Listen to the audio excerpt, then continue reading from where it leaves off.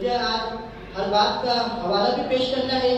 میرے پیارے آقا علیہ السلام کے پیارے دوست تو حضرت سیدنا ابو صالح موسیٰ جب ایک مرتبہ ایک راستے سے جا رہے تھے تو آپ ایک سفر پر نکلے، آپ نے جو سامان لیا تو آپ کا سامان ختم ہو جاتا ہے، حالات یہاں تک پیدا ہو جاتے ہیں کہ کھانے کے لیے کوئی کھانا نہیں بچتا، پینے کے لیے کوئی پانی نہیں بچتا۔ آپ راستہ طے کرتے جا رہے ہیں، آپ کی بھوک کی شدت بڑھتی چلی جاتی ہے۔ میرے پیارے آقا علیہ السلام کے پیارے دعا میں ایک وقت ایسا آتا ہے کہ اب بھوک برداشت نہیں ہوتی، تو آپ نے دیکھا کہ دریا کے اندر ایک سیب بہہ رہا ہے، وہ سیب کو اٹھا لیتے ہیں اور سیب کو اٹھا کے کھا لیا۔ میرے پیارے آقا علیہ السلام کے پیارے دعا جب کھا لیا تو دل میں احساس ہوا کہ دل کبھی برائی کی اجازت نہیں دیتا، دل کبھی گناہوں کی دعوت نہیں دیتا، گناہوں کی دعوت ہمیشہ نفس دیا کرتا ہے۔ دل کبھی انسان کو شیطان کے راستے پہ نہیں چلنے دیتا، شیطان کے راستے پہ انسان کو جو لے جاتا ہے وہ نفس لے جاتا ہے۔ نفس نے کہا کہ کھا لیجیے، اب چونکہ بھوک کی شدت تھی آپ سے کھا لیتے ہیں، لیکن دل کہتا ہے کہ اے ابو صالح تو نے کیا کیا؟ تو اس سیب کا مالک نہیں تھا، تو نے بغیر اجازت کھا لیا۔ اگر یہ سیب کا قطرہ تیرے جسم میں رہے گا تو یہ تیرے خون کے قطرے کو ناپاک کر دے گا، اور تو قیامت کے دن رب کو کیا منہ دکھائیں گا؟ میرے پیارے آقا علیہ السلام کے پیارے دعا میں اتنا خوف تھا آپ کے دل میں کہ ایک سیب کھانے کے بعد آپ اتنا روتے ہیں، رب کی بارگاہ میں پلٹ کر توبہ کرتے ہیں، مولا میں نے بغیر اجازت ایک سیب کھا لیا، مولا مجھے معاف کر دے، اے مولا مجھے معاف کر دے۔ آپ روتے جاتے ہیں، پھر دل آواز دیتا ہے ابو صالح یہ حقوق اللہ نہیں، یہ حقوق العباد کا مسئلہ ہے، کیونکہ حقوق دو طرح کے ہوتے ہیں، ایک حقوق اللہ جس کا تعلق اللہ کی ذات سے ہے، اور ایک حقوق وہ ہوتا ہے جو بندوں سے جڑا ہوا ہوتا ہے، اور حقوق اللہ تو معاف ہو سکتا ہے۔ رب کی بارگاہ میں توبہ کریں گے، رب بڑا مہربان ہے، اپنے بندوں سے 70 ماؤں سے زیادہ پیار کرتا ہے، وہ رب معاف کر دے گا۔ لیکن اگر بندوں کے حقوق ادا نہیں کیے تو رب فرماتا ہے کہ جب تک بندے معاف نہیں کریں گے میں اس وقت تک معاف نہیں کروں گا۔ تو دل آواز دیتا ہے ابو صالح یہ حقوق اللہ کا مسئلہ نہیں، یہ حقوق العباد کا مسئلہ ہے، جاؤ پہلے اس سیب کے مالک سے معافی مانگو، اگر وہ معاف کر دے گا تو رب بھی معاف کر دے گا۔ حضرت سیدنا ابو صالح اس سیب کے مالک کی تلاش میں نکلے، آپ نے سفر طے کیا، راستے میں ادھر ادھر دیکھا ایک باغ نظر آیا جہاں جو دریا کے بالکل کنارے تھا، وہاں پہ سیب کے درخت موجود تھے۔ آپ نے سوچا کہ ہو نہ ہو کہ وہی اسی باغ کا سیب ہے جس باغ کے سیب کو میں نے کھایا ہے۔ جاتے اس باغ کے اندر کہا اس باغ کا مالک کون ہے؟ ایک بزرگ نظر آیا، اس بزرگ نے کہا بتاؤ میں اس باغ کا مالک ہوں، آپ کو کیا مسئلہ ہے، آپ کو کیا چاہیے؟ کہا بابا میں راستے سے گزر رہا تھا، مجھے بھوک کی شدت تھی، میں نے بھوک کی شدت میں آپ کا ایک سیب کھا لیا، میں آپ سے معافی مانگنے آیا ہوں۔ وہ بزرگ نے دیکھا کہ ایک نوجوان جس کی عمر تقریباً 20 سے 21 سال ہے اور اس کے اندر اتنا تقوی اتنا پرہیزگار ہے کہ وہ ایک سیب کھانے بغیر اجازت کھا لیا تو مجھ سے معافی مانگنے چلا آیا۔ وہ بزرگ کو اپنی منزل مل گئی، وہ بزرگ نے کہا اے نوجوان میں تجھے اس طریقے سے معاف نہیں کروں گا، تجھے اس کی سزا ملے گی۔ تو کہا آپ جو سزا دیں گے میں بھگتنے کے لیے تیار ہوں، بس اب مجھے معاف کر دیجیے، اس لیے کیونکہ آپ معاف نہیں کریں گے، اگر وہ سیب میرے پیٹ میں رہے گا، اور اگر رب نے قیامت کے دن مجھ سے اس کے بارے میں حساب لیا کہ اے ابو صالح تو نے بغیر اجازت ایک سیب کھایا تھا، اور اگر اس کی بنیاد پر مجھے جہنم میں ڈالا جائے مجھے کبھی گوارا نہیں ہے۔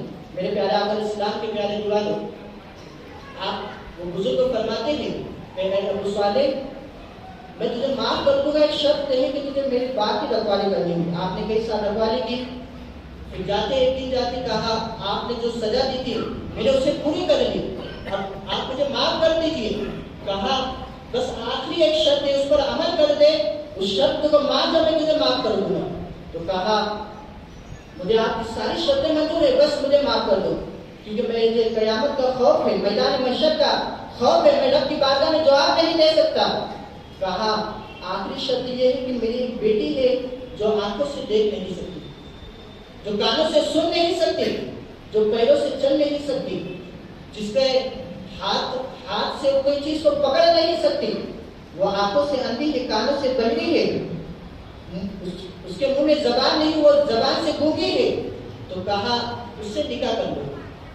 سوچا دنیا تو فانی ہے، دنیا ایک دن فنا ہو جائے گی، یہ دنیا ہمیشہ نہیں رہنے والی۔ اور حضرت مولا علی فرماتے ہیں کہ دنیا بے خواب ہے، ہم اسی دنیا کو سب کچھ سمجھ سکے، ہم نے یہ سمجھا کہ دنیا ہی سب کچھ ہے، دنیا کچھ بھی نہیں ہے۔ حضرت مولا علی نے فرمایا کہ دنیا ایک خواب ہے، جس طریقے سے انسان رات میں سوتا ہے تو خواب میں وہ ایک جگہ سے دوسری جگہ سفر بھی کر لیتا ہے، کوئی خواب دیکھتا ہے کہ راتوں رات مالدار ہو گیا، اسے دولت مل گئی، عزت مل گئی، لیکن جیسے صبح کا سورج طلوع ہوتا ہے اور اس کی آنکھیں کھلتی ہے تو اسے پتہ چلتا ہے یہ تو کچھ بھی نہیں تھا، یہ تو صرف ایک خواب تھا۔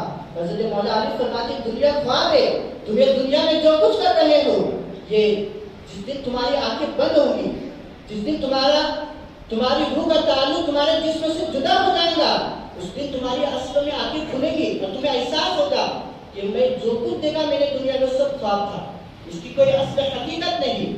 تو میرے پیارے آقا اسلام کے پیارے دوارا حضرت سیدنا ابو صالح موسیٰ جنگی نے سوچا کہ دنیا تو فانی ہے، لیکن اگر اس بزرگ نے مجھے معاف نہیں کیا، قیامت کے دن میری پکڑ ہو گئی تو میں رب کو کیا منہ دکھاؤں گا، اللہ کے رسول کو کیا منہ دکھاؤں گا، آپ پہ کبھی گوارا نہیں۔ آپ نے کہا مجھے منظور، میں آپ کی بیٹی سے نکاح کر لوں گا۔ جس وقت شادی ہو گئی، آپ کے کمرے میں جاتے ہیں، کہا السلام علیکم، اس لڑکی نے جواب دیا وعلیکم السلام ورحمۃ اللہ وبرکاتہ۔ آپ حیرت زدہ ہو گئے کہ اس بزرگ نے کہا تھا کہ زبان سے گونگی ہے، یہ کانوں سے سن نہیں سکتی، اس کے باوجود یہ لڑکی میرا سلام کا جواب دے رہی ہے۔ آپ فوراً اس بزرگ کی بارگاہ میں جاتے کہتے ہیں بابا آپ میرے ساتھ کیا مذاق کرتے ہو، آپ نے کہا تھا کہ آپ کی بیٹی زبان سے گونگی ہے، لیکن آپ جب میں کمرے میں گئے اس نے میرے سلام کا جواب دیا۔ تو کہا اے نوجوان سن، میں نے اس لیے نہیں کہا تھا کہ وہ زبان سے گونگی ہے کہ وہ بول نہیں سکتی، بلکہ گونگی اس لیے کہا تھا کہ جب سے وہ پیدا ہوئی ہے آج تک کبھی اس نے اپنی زبان سے کوئی غلط چیز نہیں کہا، کبھی اس کی زبان سے غلط جملے نہیں نکلے۔ اور کہا میں نے پہلے اس لیے کہا تھا کہ جب سے پیدا ہوئی آج تک کبھی اس نے اپنے کانوں سے کوئی غلط چیز نہیں سنی، اور اندھی اس لیے کہا تھا کہ جب سے پیدا ہوئی آج تک کبھی اس نے اپنے آنکھوں سے کسی غلط چیز کو نہیں دیکھا، اس لیے میں نے کہا تھا۔ تو میرے پیارے آقا اسلام کے پیارے دوستوں، آپ نے دیکھا صرف ایک سیب بغیر اجازت کھا لیے تھے، لیکن رب کا کتنا خوف تھا، بلکہ آپ نے اتنے سال اس بات کی رکھوالی کی تو اتنا خوف ہوا کرتا تھا ولی کرام کی زندگیوں میں، اور اسی کی بنیاد پر اللہ رب العزت نے انہیں دنیا کے خوف سے آزاد کر دیا تھا۔ وہ دنیا سے نہیں ڈرا کرتے تھے، انہیں کسی چیز کا خوف نہیں تھا، کوئی ڈر نہیں تھا۔ میرے پیارے آقا اسلام کے پیارے جوانوں، اور جب تک کہ ایسی ماں اس دنیا میں موجود تھی، بچے پیدا ہوتے تھے تو حافظ قرآن بن کر پیدا ہوا کرتے تھے۔ جب تک کہ ایسی ماں پیدا تھی اس دنیا میں ولی کرام پیدا ہوا کرتے تھے، اولیاء کرام پیدا ہوا کرتے تھے، لیکن جب سے ماں باپ نے، خاص طور پر ماں نے جب سے فاطمہ الزہرا کے کردار کو اپنانا چھوڑ دیا، جب تک کہ ماں باپ سیدہ فاطمہ الزہرا کے کردار پر عمل کرتے رہے، اس دنیا میں اولیاء کرام پیدا ہوتے رہے۔ جس وقت سے ماں نے فاطمہ الزہرا کے کردار کو چھوڑ دیا تو اب اس دنیا میں حافظ قرآن نہیں بلکہ ٹک ٹاکر پیدا ہو رہے ہیں، ناچنے گانے والے پیدا ہو رہے ہیں۔ میرے پیارے آقا اسلام کے پیارے دوستوں، کہ آپ نے نہیں سنا سیدنا غوث اعظم جس وقت دنیا میں تشریف لائے، آپ کی کم و بیش 4 سال 4 مہینے کی تقریباً کچھ عمر ہے، آپ کی رسم بسم اللہ خوانی کرائی جاتی ہے، آپ کو پڑھایا جاتا ہے پڑھو بسم اللہ الرحمن الرحیم، آپ نے شروع کیا بسم اللہ الرحمن الرحیم الحمدللہ رب العالمین، آپ پڑھتے پڑھتے آپ نے 18 پارے پڑھ ڈالے۔ لوگ حیرت تھے کہ اتنا چھوٹا سا بچہ، حضرت غوث اعظم سے پوچھا گیا کہ آپ نے کہیں تعلیم حاصل کی ہے، کہ آپ اس سے پہلے کہیں مدرسے میں پڑھے گے؟ کہا میں نے نہیں پڑھا۔ تو کہا پھر یہ 18 پارے کہاں سے حفظ کیے، قرآن کو کہاں سے یاد کیا؟ تو کہا کہ میری ماں 18 پاروں کی حافظہ تھی، جس وقت میں ان کی پیٹ میں تھا میری ماں روزانہ پاروں کی تلاوت کیا کرتی تھی، میں نے سن سن کر یاد کر لیا۔ میرے پیارے آقا اسلام کے پیارے دوستوں، شان غوث اعظم کی، اور آپ فرماتے ہیں کہ جس وقت میں بچپن میں مدرسے جایا کرتا لوگوں نے آپ سے سوال کیا کہ آپ کو کب پتہ چلا کہ آپ اللہ کے ولی ہیں؟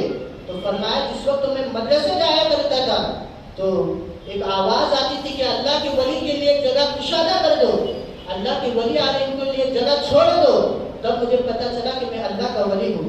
آپ فرماتے ایک مرتبہ میں نے دیکھا کہ بچے کھیل رہے تھے، میری بھی خواہش ہے کہ میں بھی کھیلنے جاؤں بچوں کے ساتھ۔ آپ جاتے بچوں کے ساتھ کھیلنے کے لیے، وہاں پر ایک گائے موجود تھی، آپ نے اس گائے کی دم کو پکڑا کھینچ لیا، چونکہ بچے تھے، آپ نے اس گائے کی دم کو پکڑ کر کھینچ لیا۔ وہ گائے نے پلٹ کر کہا اے عبد القادر، اللہ نے تمہیں اس کے لیے پیدا نہیں کیا کہ تم اس طریقے سے جانوروں کو پریشان کرو، بلکہ تمہاری شان تو کچھ اور ہے، تمہارا مکان تو کچھ اور ہے، تم دوسرے بچوں کی طرح نہیں ہو، تمہارا ان بچوں سے کوئی تعلق نہیں، تمہارا تعلق تو رب کی ذات سے ہے۔ میرے پیارے آقا اسلام کے پیارے جوانوں، وہ غوث اعظم جو نگاہیں اٹھاتے ہیں تو لوگوں کی قسمتیں بدل جاتی ہیں، جو نگاہیں اٹھاتے ہیں تو پل میں چور کو ولی بنا دیتے ہیں۔ میرے پیارے آقا اسلام کے پیارے جوانوں، آپ کی زندگی کا مطالعہ کرو، آپ کو پتہ چلے گا۔ ایک مرتبہ آپ کے گھر کے اندر ایک چور آیا، آپ چونکہ بڑا قیمتی جھبا پہنا کرتے ہیں، آپ ایک چور کی نظر آپ کے جھبے مبارک پر پڑے تو کہا کیوں نہیں اس جھبے کو چرایا جائے۔ وہ آپ کے گھر میں آتا ہے اور آپ کے جھبے کو چرانے کی کوشش کرتا ہے کہ دروازے میں دستک ہوتی ہے۔ آپ نے کہا کون ہے، آ جاؤ اندر۔ دیکھا تو حضرت خضر علیہ السلام آئے۔ حضرت خضر نے فرمایا کہ غوث اعظم ایک علاقہ ہے، اس علاقے کے کتب کا انتقال ہو چکا ہے، اب وہاں پر کسی کو کتب منتخب کرنا ہے، کسی کو کتب بنانا ہے۔ غوث اعظم نے کہا جاؤ کل صبح آنا، کل صبح کسی کو کتب بنا دیا جائے گا۔ کہا نہیں ابھی بنانا ہے، چونکہ کتب کا انتقال ہو چکا ہے، اگر اس علاقے میں اللہ کا عذاب آ گیا تو حضرت غوث اعظم نے کہا اچھا ٹھیک ہے رکو، جاؤ اس دروازے کے پیچھے ایک شخص چھپا ہوا ہے، جاؤ اس سے لے جاؤ، اس سے کتب بنا دو۔ میرے پیارے آقا اسلام کے پیارے جوان، حضرت خضر نے دیکھا تو ایک شخص جو بڑا گھبرایا ہوا تھا، اس کے ہاتھ میں جھبا مبارک تھا، کہا اب تمہاری جگہ یہاں نہیں، چلو اللہ نے تمہیں کتب کا مقام عطا کر دیا۔ میرے پیارے آقا اسلام کے پیارے جوانوں، تو یہ غوث اعظم کے جس کے زبان سے نکلتا ہے اللہ رب العزت اسے کتب کا مقام عطا کر دیتا ہے۔ اور میرے پیارے آقا اسلام کے پیارے جوانوں، لوگ اس پر بھی اعتراض کرتے ہیں۔ لوگوں نے اعتراض کیا کہ ایک بزرگ ہے، بڑے علماء گزرے، ان سے کسی نے سوال کیا کہ اگر چوری کی جائے تو اس سے سزا دی جاتی ہے، کیا وجہ تھی کہ اس چور کو کتب بنا دیا گیا؟ کیا وجہ تھی کہ اس چور کو ولی بنا دیا گیا؟ تو وہ بزرگ بڑا پیارا جواب دیتے ہیں کہ بے شک ایک چور کو سزا دینی چاہیے، ایک چور کو سزا دی جاتی ہے، لیکن اس چور کی نسبتیں بھی تو دیکھو، اور وہ چور کو ولی اس لیے بنایا گیا کیونکہ اس کے ہاتھ میں جھبا مبارک غوث اعظم کا تھا۔ اس جھبے کی نسبت کی بنیاد پر اللہ رب العزت نے اسے سزا نہیں دی، غوث اعظم نے اسے سزا نہیں دی، بلکہ اسے کتب کا مقام عطا کیا۔ یہ شان ہے غوث اعظم کی۔ اور میرے پیارے آقا اسلام کے پیارے دیوانوں، حضرت سیدنا غوث اعظم خود فرماتے ہیں کہ مجھے قطبیت کا جو مقام ملا، اللہ رب العزت نے جو مجھے کتب کا مقام عطا کیا وہ کس بنیاد پر تھا؟ تو آپ فرماتے ہیں کہ میں علم و دین حاصل کرتا رہا یہاں تک کہ اللہ نے مجھے کتب بنا دیا۔ پتہ چلا علم بھی بڑا قیمتی ہے، علم کی بنیاد پر اللہ رب العزت نے غوث اعظم کو کتب بنا دیا۔ اور کون غوث اعظم؟ وہ غوث اعظم جو اگر ایک مردے کو حکم دے تو مردہ قبر سے باہر نکل آئے۔ میرے پیارے آقا اسلام کے پیارے جو ایک عیسائی آیا، کہا حضرت عیسیٰ افضل ہے یا حضور افضل ہے؟ تو کہا بے شک میرے نبی افضل ہے۔ کہا نہیں، حضرت عیسیٰ افضل ہے۔ کہا کس بنیاد پر؟ کہا اس لیے کہ وہ مردے کو زندہ کر دیتے تھے۔ کہا تجھے مردے کو زندہ ہوتے ہوئے دیکھنا ہے، چل میرے ساتھ۔ حضرت غوث اعظم اس عیسائی کو ایک قبرستان میں لے جاتے ہیں، چونکہ وہ عیسائی بھی بڑا چالاک تھا، اس نے یہ کیا کہ غوث اعظم کو ایک بڑی پرانی قبروں کے پاس لے گیا۔ حضرت غوث اعظم نے کہا کن بِإِذْنِ اللَّهِ تَعَالَى، اس قبر شک ہوتی ہے، قبر پھٹی ہے، اس کے اندر سے ایک مردہ باہر نکل آتا ہے۔ وہ کہتے ہیں کیا قیامت آ گئی؟ تو کہا نہیں قیامت نہیں آئی، بلکہ اس کو نبی اس عیسائی کے کہنے پر تجھے اللہ نے تجھے زندہ کیا تاکہ اسے بتایا جائے کون افضل ہے۔ میرے پیارے آقا اسلام کے پیارے دواروں پتہ چلا نبی کی ذات پہ جب کسی نے انگلی اٹھائی ہے تو حضرت غوث اعظم نے بھی اس کو جواب دیتے ہوئے نظر آئے ہیں۔